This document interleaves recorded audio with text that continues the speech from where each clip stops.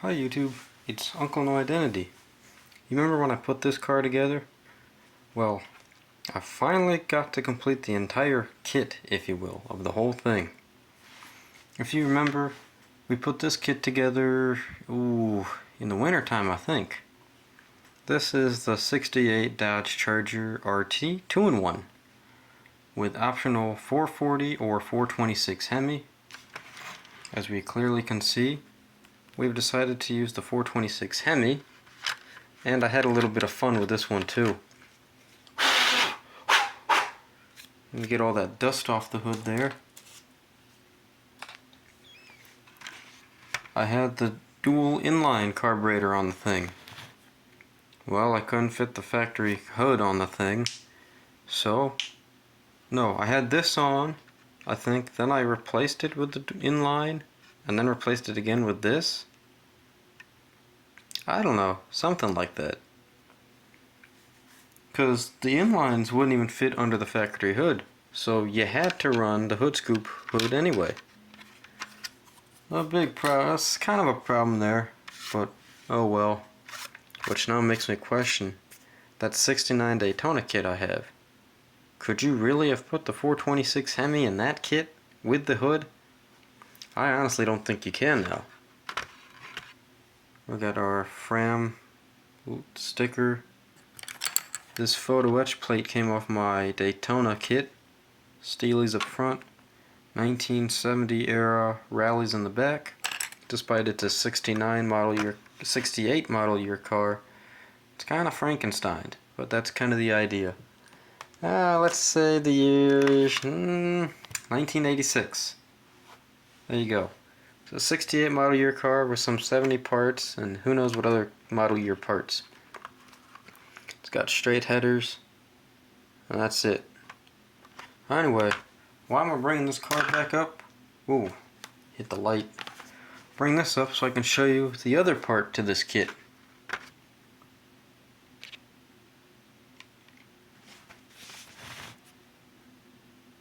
Standing here before you is the Chrysler 440 cubic inch RB big block V8 engine. And sorry for pulling it off screen, I have to readjust my wires here. They have to droop down on the sides. Let me just kind of droop them down and droop them down.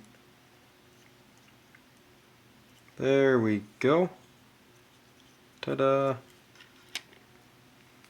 That's my 440 there on the engine stand. And this thing actually is kinda kit bashed. If you have this kit or the Daytona, you will know the exhaust manifold for the 440 do not really look like this in the style of the manifold, and 2, the manifold is actually connected to some pipe work, which then goes into the rest of the exhaust pipe. These manifolds that you see here on this kit actually come from my 1968 Dodge Dart kit, also from Revell. So a little bit of work had to be done to pull those manifolds off this engine so I could use the straight manifolds only. Here's my 68 Dodge Dart engine. It's kind of, well, broke as we can see, but those manifolds came with this car,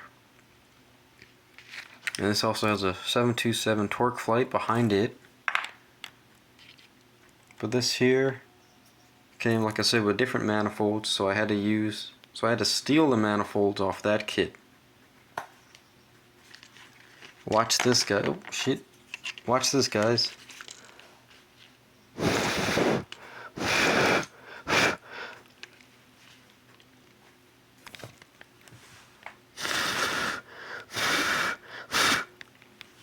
It really works too. Now some of you might be saying in the comments, the fan clutch isn't spinning. And that's because if I glued the fan clutch to the fan, you blow this thing hard enough, that fan and the fan clutch are coming clean off. So I had to glue the fan clutch to the motor itself, so this could stay spinning and it won't ever come off the engine. we have my air cleaner here. That's another part of the kit bash too, actually. This air cleaner is not from this kit. Hang on while I get the actual air cleaner.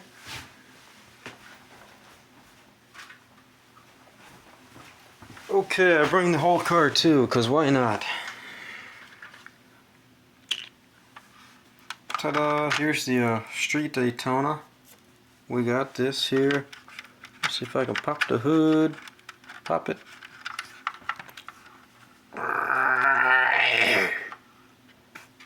Big heavy hood. Whew, thing's humongous. Goosh! It closed. Alright, here. Got it. This is the actual air cleaner from the kit that I did. And as you can see, I did a really bad job on the decal. I cut it up too much, did too much work to it, and it just looked bad, and I didn't like that. So this is the one that came with the kit, and this is the one that came with the Daytona kit. As you can see, this one looks much cleaner, much better, so I've decided to use this with the engine stand display model, and I can put this in the Daytona.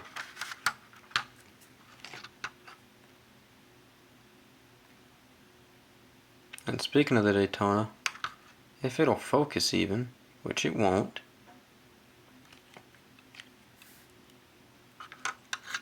these dang phones, man, will never focus.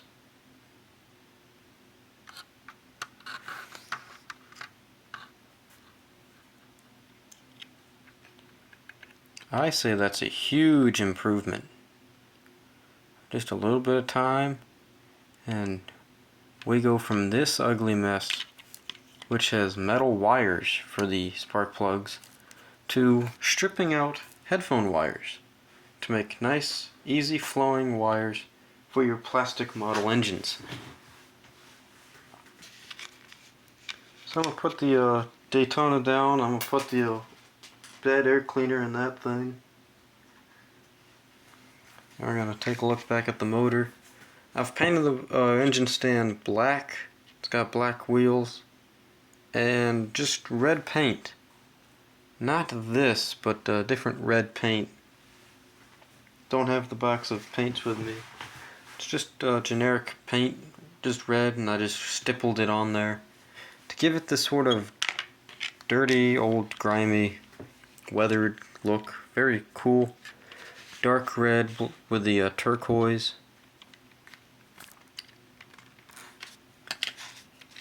Here I have a little sheet of paper.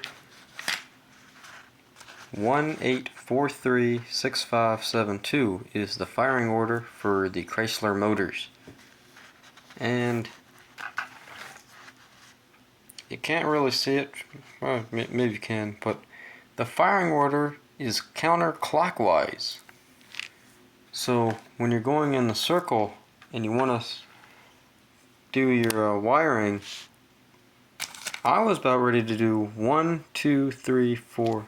Hang on, I was about ready to go 1, 2, 3, 4, 5, you know, like this. But no, it's 1, 2, 3, 4, 5. It goes this way. I did 1, 8, and then I realized it was the wrong way. So on the 8, which should have actually been 2, I just made sure to measure that to the 2 wiring and cut that shorter. Lucky me, I decided to make the short wire a little longer, which gave me plenty of room to make an adjustment. And here we have the wires all in place. I wired it up first and then put my manifolds on. As we can see, they still wear their traditional turquoise color scheme. I selected turquoise because, well, like I said, this motor came in a set with this car. And this car is a 1968 Dodge Charger. And if you know your Chrysler engine colors, 1968 was a year where Chrysler's 440 engine was painted turquoise. Never really understood why they painted their motors turquoise, but I mean, I think it looks cool. You know, just looks like an innocent little turquoise engine with 375 horsepower and 490 foot-pounds of torque.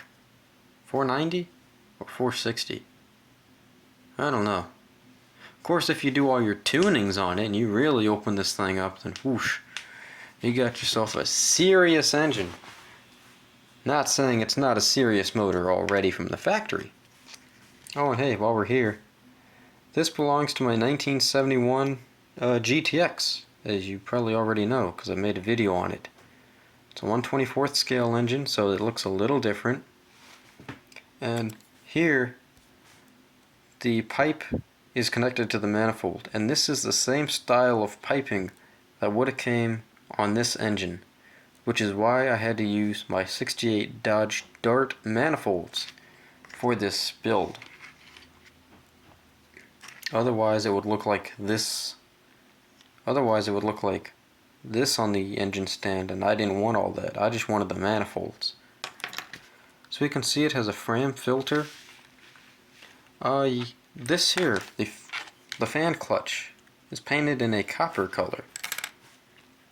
I think they're traditionally like a silver or just a metal, but I really thought that copper color would look cool and really stand out as like an emblem, if you will, the medallion of the engine, if you will. Yes. We also, if we look in here carefully, we can see my ignition coil wire is red. It is not blue like the other wires.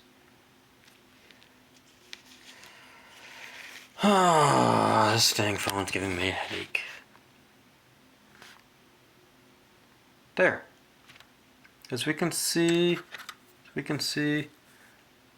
right here, a red wire for my ignition coil. And like I said, I like to make my ignition coil wires red just so it stands out, just so you know. It's the ignition coil wire. And my dad said that, I think he said that the ignition coil wires are usually black if they're going to be a standout color. Of course, I think all the wires are black anyway, but I've seen yellow wires, and they're probably wires in all different colors. Just like Bob Ross's Paintworks. There's all kinds of colors. And so, like I said, I like to use red because red's a power color. It's the color of blood, and the blood is the thing that keeps us going. So I like to use the red. It's a power color, like I said. That one's got a red one. This one here, my 68 Dodge Dart, right there, a red wire. My Hemi here, like I said, like right here, yeah, can't really see it. Poor lighting, you can't see it. Focus, come on, dig, come on, get in there, come on, focus. Hey, it worked. Right here, a red wire in a sea of bronze orange wires. See that? Like I said, I like to use the red wires for my ignition. Of course, I have actually wired up engines with a full display of red, like my Slant 6. Let me find that for you.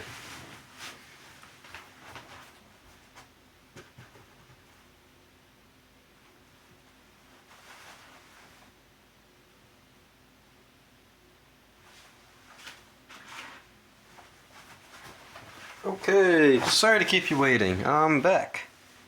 Here's my little Chrysler 225 Slant 6.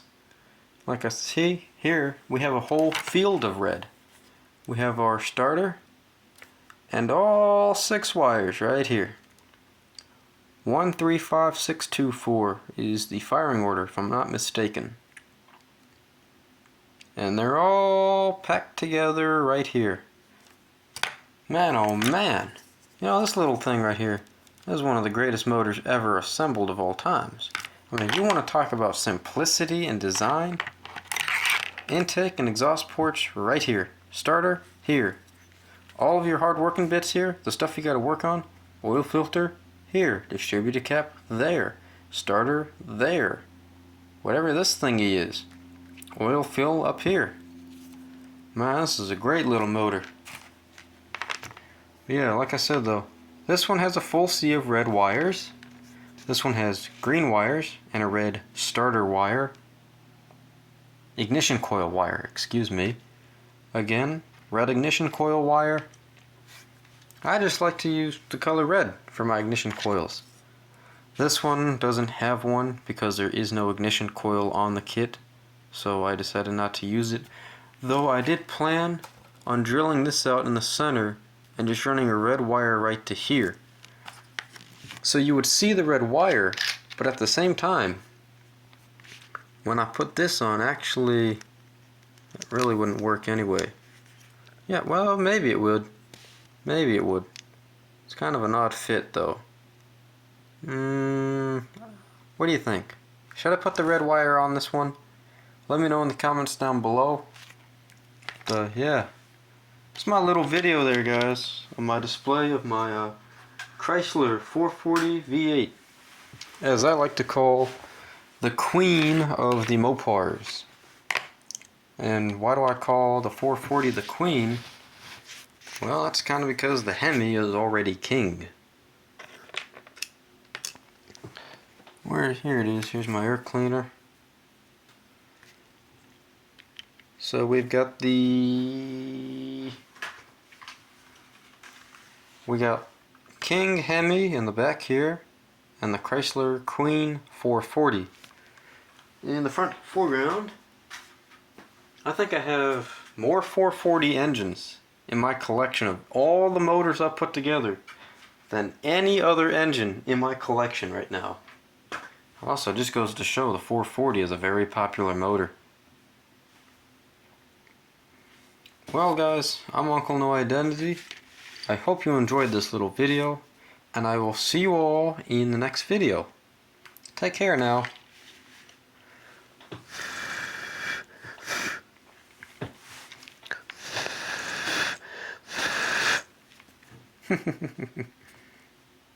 Bye.